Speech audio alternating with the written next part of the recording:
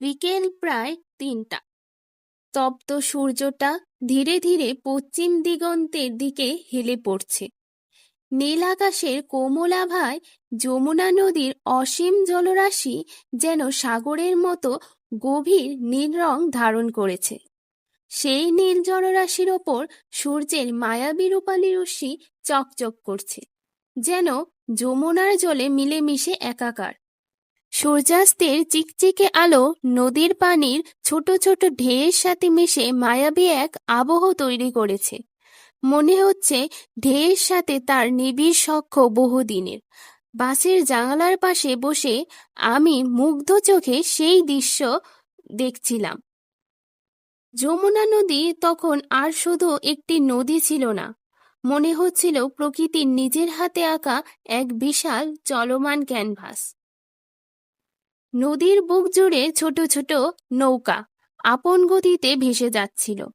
দূর থেকে নৌকাগুলোকে মনে হচ্ছিল জলের ওপর আঁকা ছোট কালো ছায়া, যা গোধূলি রঙিন আকাশের সাথে মিশে এক স্বপ্নময় আবহ তৈরি করেছে। নৌকায় থাকা মানুষগুলো হয়তো দিনের কাজ শেষে আপন গন্তব্যে ফিরছিল। দূর থেকে তাদের দেখে মনে হচ্ছিল তারা যেন কোনো গল্পের চরিত্র। নদীর বুকে ভেসে চলা এক একটি জীবন্ত কাব্য।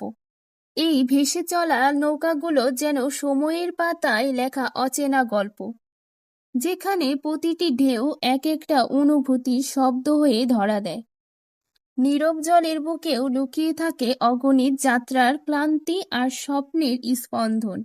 এই নৌকা কোন তীরে গিয়ে থামবে আমরা কেউ জানি না, তবু স্রোতের বিপরীতে ভেসে থাকা প্রতিটা দিনই যেন এক একটা যুদ্ধের নাম। এর শেষ কোথায় তা কেউ জানে না, শুধু জানে ভেসে থাকাই নিয়তি।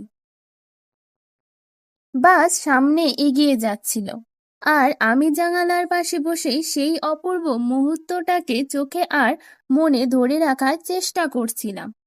হালকা বাতাসে নদীর ঢেউগুলো ধীরে ধীরে তীরের দিকে ছুটে আসছিল।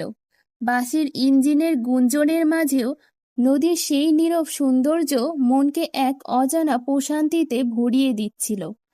আকাশ তখন ধীরে ধীরে তার রং বদলাচ্ছিল, সোনালি থেকে কমলা, কমলা থেকে গাঢ় লালচে আভা। সেই রঙিন আকাশের প্রতিচ্ছবি নদীর জলে পড়ে পুরো পরিবেশটাকে আরো মোহময় করে তুলেছিল।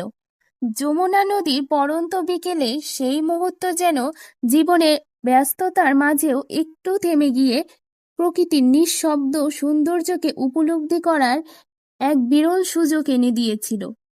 যমুনা নদীর এমন নীরব সৌন্দর্য আমাকে শেখালো, সৌন্দর্য সবসময় জাঁকজমকে প্রকাশ পায় না। কখনো কখনো নীরবতার গভীরে এমন এক মায়া লুকিয়ে থাকে যা শব্দের বাইরে গিয়ে সরাসরি হৃদয়কে ছুঁয়ে যায়।